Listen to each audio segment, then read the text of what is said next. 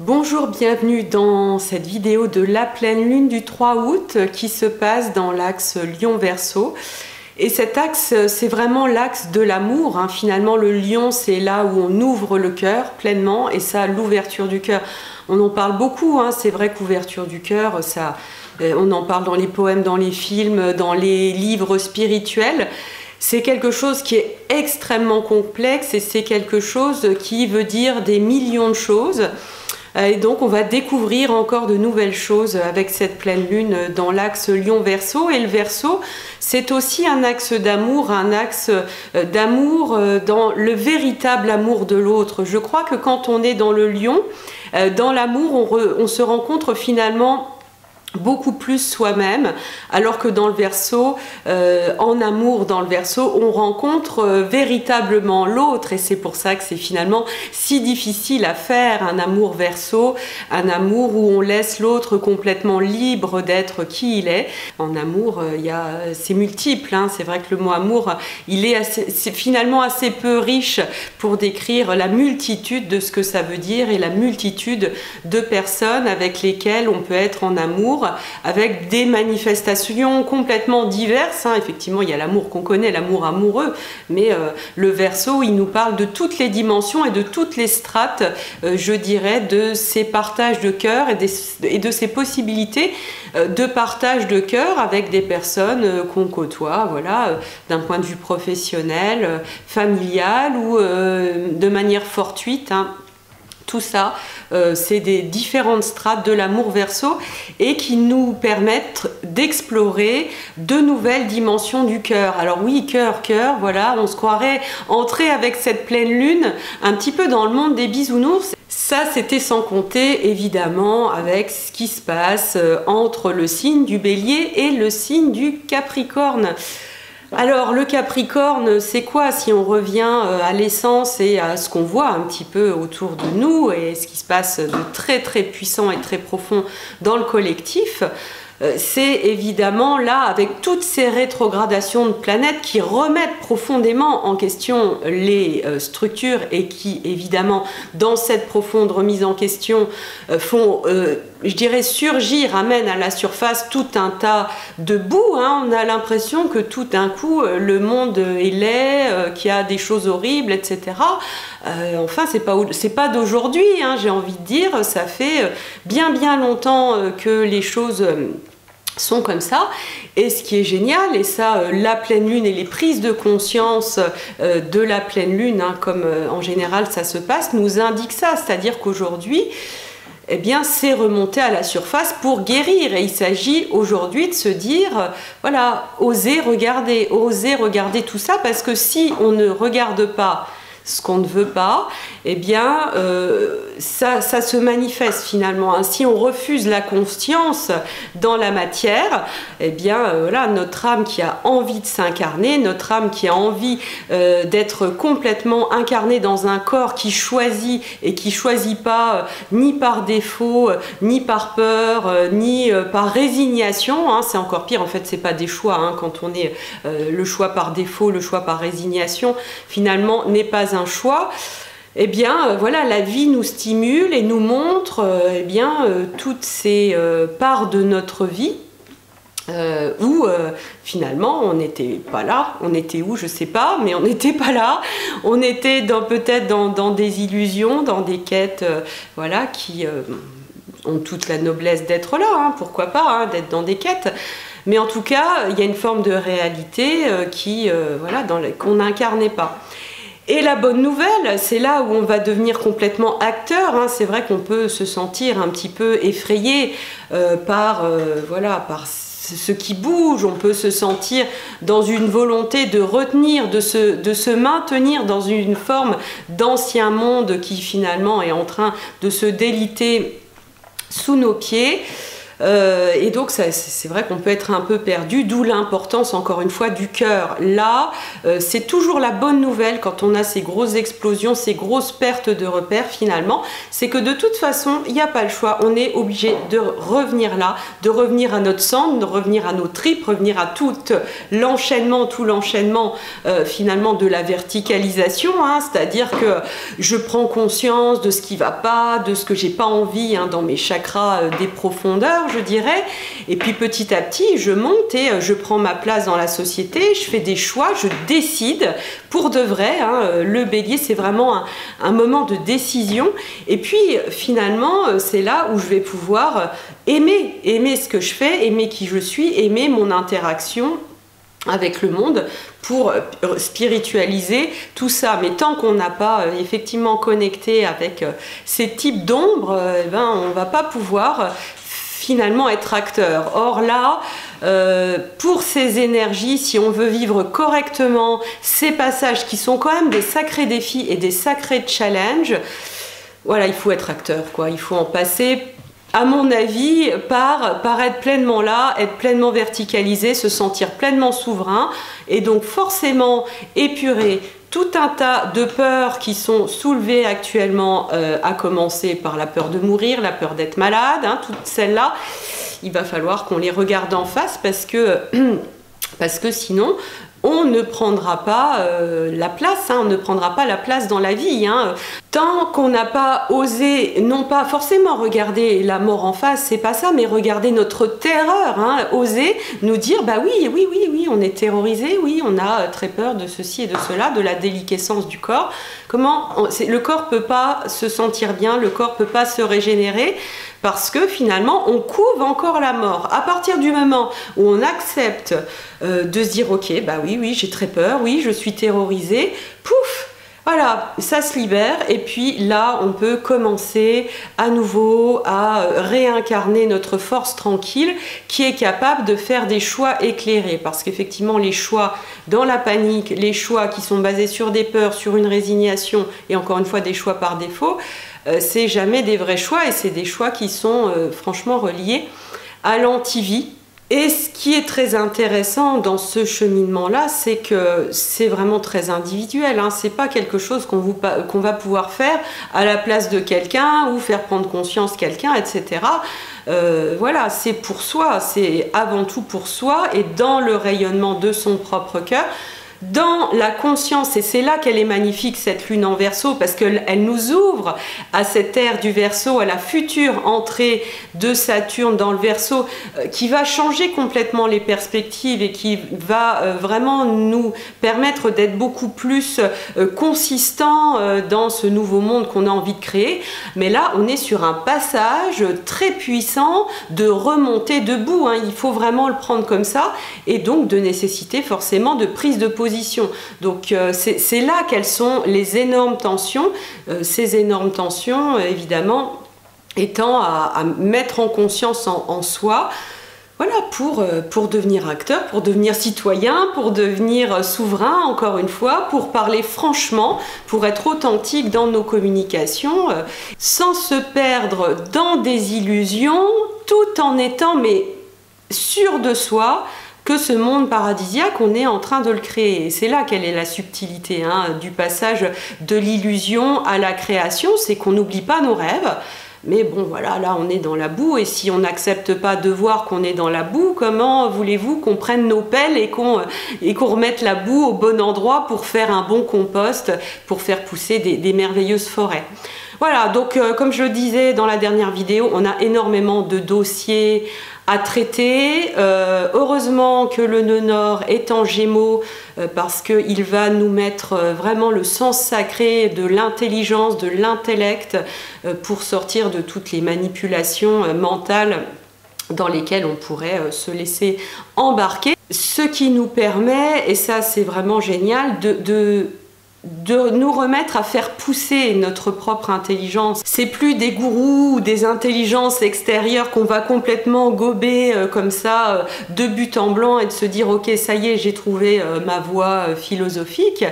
Non, dans le Gémeaux, c'est vraiment le contraire du Sagittaire. L'inverse, en tout cas, c'est retrouver en jouant, en nous amusant, en remettant tout en question. Hein, c'est important parce que, comme des enfants, hein, le Gémeaux est vraiment un signe juvénile, adolescent, qui est capable de remettre en cause complètement les choses qui sont établies depuis très très longtemps. Non pas pour les détruire systématiquement, parce qu'en les remettant en cause, on peut très bien se dire « Oh ben si, finalement, j'ai remis en cause, mais finalement, ça c'est pas mal, on va le garder. » Mais de nous remettre en place dans cette fraîcheur, bah déjà ça va régénérer énormément nos cellules mentales, ça régénère évidemment énormément le corps. Et ça nous permet de faire la clarté intellectuelle dans cette boue, et il y en a bien besoin. On a besoin de vérité actuellement. Hein. On est perdu, hein, parce qu'on va sentir que là, il y a quelque chose à creuser, mais finalement, c'est contradictoire de l'autre côté. Et petit à petit, hein, il ne faut pas lâcher l'affaire, hein, petit à petit, on va de plus en plus toucher à une forme de vérité, et ça c'est en sortant des non-dits, encore une fois en n'hésitant pas à dire des grosses bêtises, à dire des choses telles qu'on les pense, quitte à ce qu'un tel nous prouve par A plus B, ah bah non là tu vois t'as tort, et c'est pas grave, ah bah ouais c'est vrai là j'avais tort, bon ben, et du coup c'est ça qui va nous faire avancer dans cette souplesse, plutôt que de rester dans nos égos qui savent tout, hein. Ça c'est pas du tout Nenor Gémeaux, hein. Quand on est dans ou quand on voit des gens faire du moi je sais tout, je détiens la vérité, vous devez faire ça, tu dois faire ça. Là, on est dans du nœud sud qui décrasse le Sagittaire pour permettre au Sagittaire de retrouver toute son essence, toute sa lumière. Hein. Le Sagittaire dogmatique, voilà, c'est pas le vrai Sagittaire. Le Sagittaire, dans sa lumière, il est enthousiaste, il est ouvert, il sait où il va, il emmène dans un paradis, il a foi en la vie. Le Sagittaire, il est jamais dans des choix par résignation, il est toujours dans des choix par voilà, je vise mon étoile, je vise le merveilleux. Donc c'est quand il a peur, c'est quand il y a des choses pas réglées, des dogmes, des vieilles croyances, qu'il est dans voilà, la vérité c'est ça, c'est un bloc, je te donne le bloc, tu dois faire ça, nanana. Voilà, donc on joue tous ensemble un petit peu, je crois qu'il faut le prendre comme ça parce que c'est ce qui nous fera certainement avancer plus vite. Et donc on joue à remettre en place voilà, cette vérité, et on le fera par le dialogue, on le fera par l'échange, on le fera pas tout seul dans notre coin, et donc c'est ça, ce nœud nord en Gémeaux qui finalement amène effectivement cette forme de libération, de fraîcheur au carré très tendu entre des forces archaïques qui montrent vraiment un petit peu le pire d'elles-mêmes, je dirais en Capricorne, et qu'on peut tous porter en nous, hein. Je dis pas qu'il y a des pôles, que voilà, là c'est les méchants, là c'est les gentils, évidemment il s'agit toujours aussi de voir en nous-mêmes ces forces archaïques en action, ces forces de contrôle, ces volontés effectivement de contrôler l'autre, parce que c'est toujours basé sur la peur. Mais voilà, il s'agit de voir qu'on se débarrasse, hein, toutes ces planètes, Jupiter, Pluton, Saturne, elles sont en toute fin du Capricorne. On est à la fin du boulot quand même, donc voilà, c'est sûr que là, c'est pas très chouette, mais on est à la fin du boulot, et le Capricorne va être complètement régénéré pour retrouver eh bien, effectivement des systèmes et des structures qu'on aura choisis, pas ni par défaut, ni par résignation, ni par peur, mais par vraiment volonté de viser quelque chose pour lequel il y a une forme d'universalité quand même, hein. Donc c'est cette universalité-là qu'il va falloir trouver effectivement dans ce nœud sud en Sagittaire. Et pour ça, voilà, on discute fort en Gémeaux. Et n'oublions pas surtout notre humour, n'oublions pas surtout notre recul, notre autodérision. Je crois que nous moquer de nous-mêmes en ce moment, c'est la plus belle preuve d'humanité. Et puis voilà, ouvrons nos bouches, dans cette ouverture du cœur, en actionnant nos Mars. Je crois qu'à chaque fois que notre Mars, notre action martienne, pour tous les petits défis de notre vie, qui ne sont pas forcément des défis, je dirais, politiques, politiques au sens noble du terme, citoyens, etc., qui vont être simplement des défis du quotidien, d'aller parler à une personne mais qu'on n'y arrive pas, ou d'aller voilà, faire une démarche pour un travail mais qu'on a peur de se faire rejeter, etc. Tout ça, c'est des défis, je dirais, de fourmis, mais qui ont la puissance de l'atome. C'est ça qu'il faut comprendre avec ce Mars qui va faire un carré avec Pluton, c'est-à-dire que Mars associé à Pluton, il faut se rappeler qu'ils se sont rencontrés au moment du confinement. Mars était conjoint à Pluton à ce moment-là. Et donc, voilà, c'était une puissante régénération par un blocage de l'action, je dirais, pour le coup très concret. Et là, on est en train de se mettre dans cette renaissance, dans quelque chose où on sent bien que les forces archaïques essayent de nous retenir, mais que finalement, on sait qu'il y a quelque chose d'autre et qu'il y a une urgence à vivre. Parce que finalement, ce qui sous-tend tout ce qui se passe, et je crois qu'elle est peut-être là, finalement, notre universalité, c'est quand même une puissante quête de vie. Alors, elle est souvent masquée par beaucoup de boue, par tout un tas de choses, et souvent, il faut vivre des sacrées épreuves. Je peux en témoigner pour enlever pas mal de boue et pas mal de, je dirais, de carcans archaïques, même s'il en reste certainement. Mais à la fin, c'est ça, on est tous dans une furieuse pulsion de vie, dans une furieuse envie de vie. Et donc, c'est là-dessus qu'il s'agit de se recentrer pour que ce Mars, je dirais, ce Mars qui est un Mars guerrier, malgré tout, soit pas un Mars destructeur, mais bien un Mars qui est le feu de la vie, qui est ce feu comme le feu de la Terre, ce feu de la boule de feu de la planète Terre intérieure, qui est finalement ce feu qui crée la vie. Donc c'est ça qu'il faut, à mon avis, bien garder en tête. Uranus Taureau nous le rappelle aussi, de bien rester connecté à la Terre, au réel, au bon sens, à une forme de bon sens, à cette sérénité, à être bien au clair avec ce qu'on veut et ce qu'on ne veut pas. C'est vrai que ça, c'est immanquable. Quand la vie vous apporte quelque chose de négatif, en tout cas que vous percevez de négatif, c'est toujours pour nous amener à faire un choix, c'est toujours en tout cas un indice qui a quelque part dans notre vie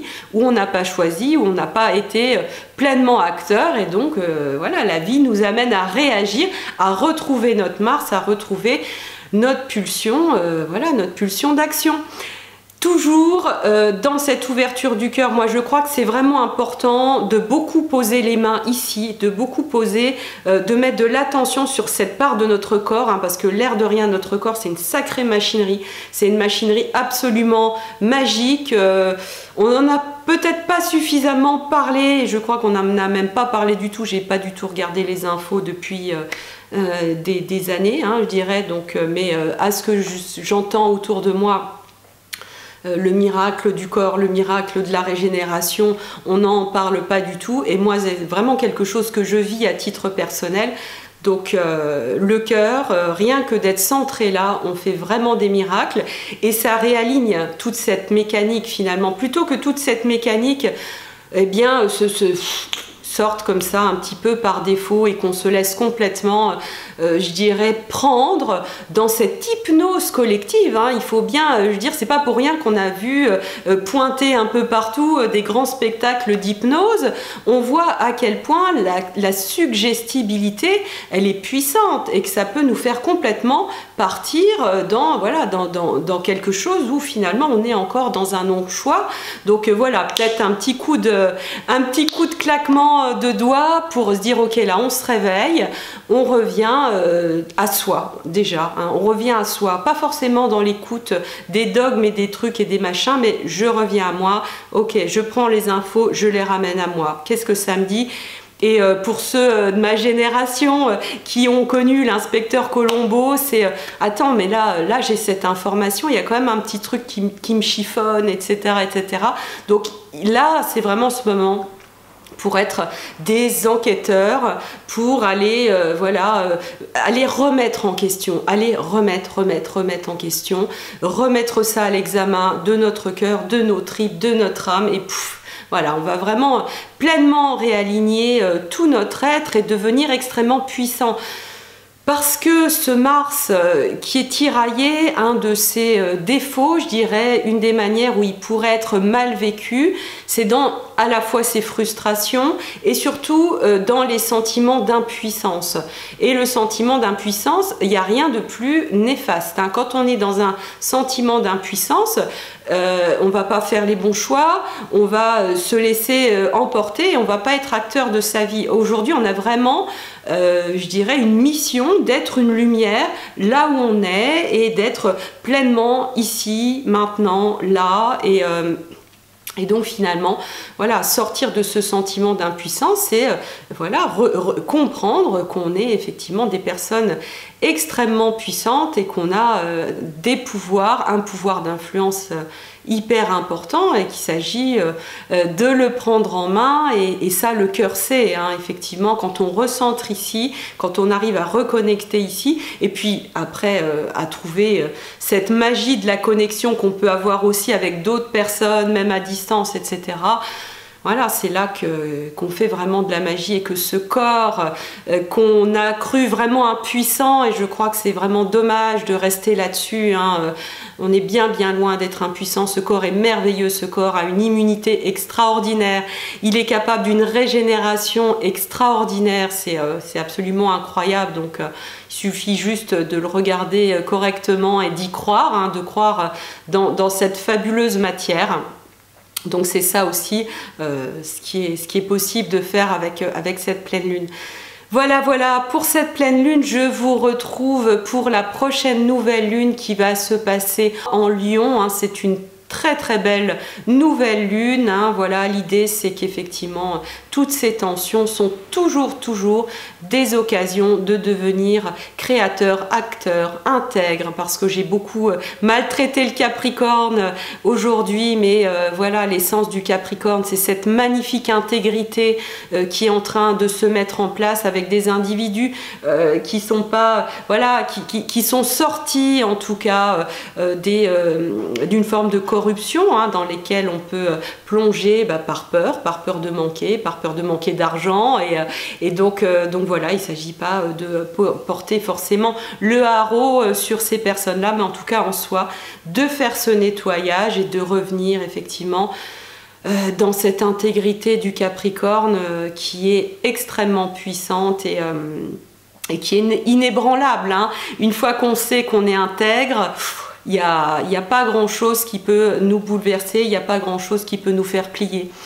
Voilà, donc c'est le boulot. Bon courage à tous. N'hésitez pas à partager sur les commentaires voilà, toutes vos expériences et comment vous arrivez à titre individuel, hein, parce que voilà, c'est important, hein, on le fait tous chacun, à regagner votre puissance, à regagner votre souveraineté de lumière. J'aurai grand plaisir à vous lire. À bientôt.